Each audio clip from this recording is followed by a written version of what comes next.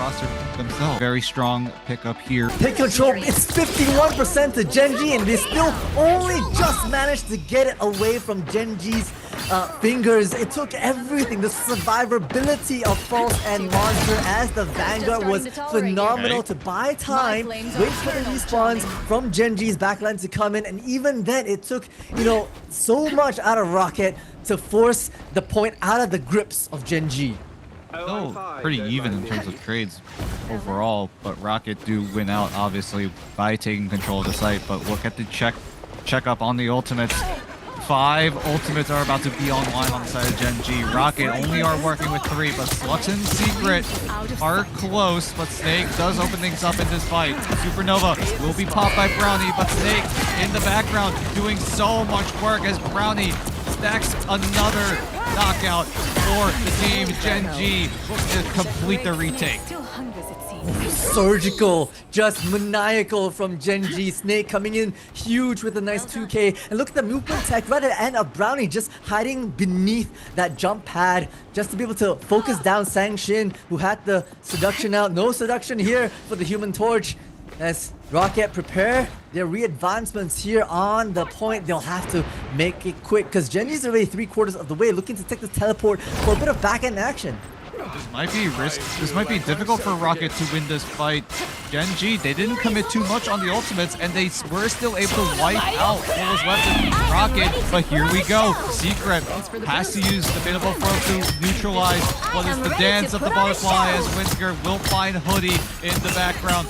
Winsker also threatening with the dance of the butterfly on their end in favor of Rocket University, but everyone's letting their ultimates fly as Pulse is able to melee down 2. Brownie dives in, finds Sang-Shin. Can he find more? But it looks like Genji are looking to take over this first round. That overtime burns through. Rockket are shut out. I mean, that was probably the deciding factor in these fights. Rockket did commit a few ultimates in some of these fights, but they still lost out on the skirmishes. And Genji, knowing that they're just the better team right now, just don't rely on ultimates, rely on the pure firepower that this team is providing, and that might be the difference here as we head into the second round. Genji looking to just make a statement here in this first map.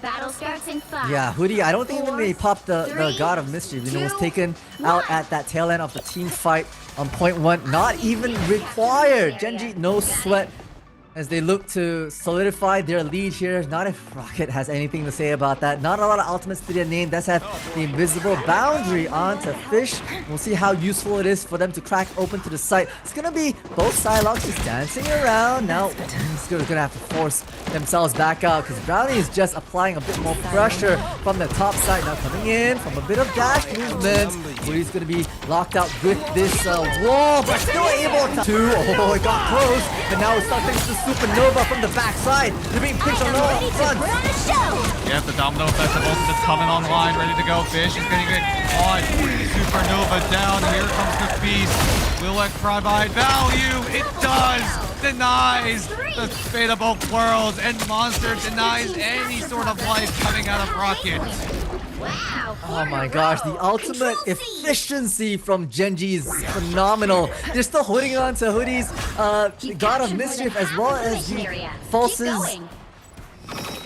Sorry, my apologies. False's Emma Frost ultimate, and it's just phenomenal in terms of just waiting things out, able to take pace and control of their ultimates. Rockket grouped up, they sense weakness if they're spread out. So grouping together is the name of the game here if you want any action back on this side. Take control yet again. Snake rolls openings up with a opening on the Secret, who doesn't have the Fate of Both Worlds, but still is a necessary pick nonetheless. But Genji, they had their own Fate of Both Worlds thanks to Hoodie, who finally uses the God of Mischief. But Monster able to shred down Sang-Shin. Snake will do the same to Fish. Will find another onto his own doppelganger. And Genji looking to take map number 1 in 7 seconds time. I mean, the group up didn't quite work either, right? Snake had popped the... They're out Can he make it on the side? Still able to they're find in the tap. Secret at the end of it. The teleport comes in as a Hail Mary from Rockket. but with one of the strategists out, Slux as well. It's just Vanguard's falling left and right. NRX can stand no longer. And the Psionic Seduction forcing out Fish, nowhere in sight. Take over map number The front line, the Vanguard. of Gen G. Now understanding there's going to be a flank from the side, so has to back up with the resistance of it. The high ground ultimate from Groot doesn't quite find so much value as the rest of Rockket not in the great position to fight against it. Monster wants to begin, but the rest of their team is just that credit so far. Yeah, 1-for-1 overall so far. Invisible Boundary in favor of Rocket University, but the burst damage coming in from Gen G almost wipes out so many members of Rocket University. As here we go, False with the Silent Seduction, blocking, using the shield to defend himself from any sort of danger, any sort of opposition. And Gen G looking to take over, but a trade comes in yet again. Invisible Boundary on top of Gen G in favor for them, as Gen G looking to try to find a way back, but another trade as NRX with the Kraken Impact finds one, but cannot find more. Still very, very even, but the Strangling Prison pins off so much members of Rocket University. They are going to get sent straight to spawn, and Gen G will need to keep this momentum going. Yeah, Brownie now in the Phoenix, right, with pairs so well with Strangling Prison as well. Once again, Rocket using their teleport pretty early on just to reposition them into a very, actually, honestly, great start. This corner provides them a bit more defensive positioning for their strategists. They just have to burst onto the side. It starts it off with Windsor, the Omega Hurricane, opening things up. Great wall to isolate the fight. And they're able to take this control back. Overtime already clicked on for the side of Gen G. So Rocket holding a very defensive front. Gen G need to go. The overtime meter dangerously low now. They bleeded so much time as Gen G just piling on in. So many particles. The Inferno torches NRX. And the rest of Rocket may follow suit here as Brownie dashes right in, gets into your face, torches you right in the eyes as Gen G look to secure the second point and prevent a disastrous overtime scenario. I mean, that was honestly super close. Rocket had a pretty good hold, had combo mambo with great isolations from the Groot walls, plus the Omega Hurricane just to be able to whittle down some of that front lines. But the explosiveness from Brownie, it was amazing. And you're not done just yet, right? Pressing the issue, hiding up in these second floors, whittling down Winsker, having to duck away for just a little bit longer. Bobbing and weaving his Brownie as he lays down as much damage as possible. A popular pick here in most of these teams, and you can see why. So much AoE, so much potential for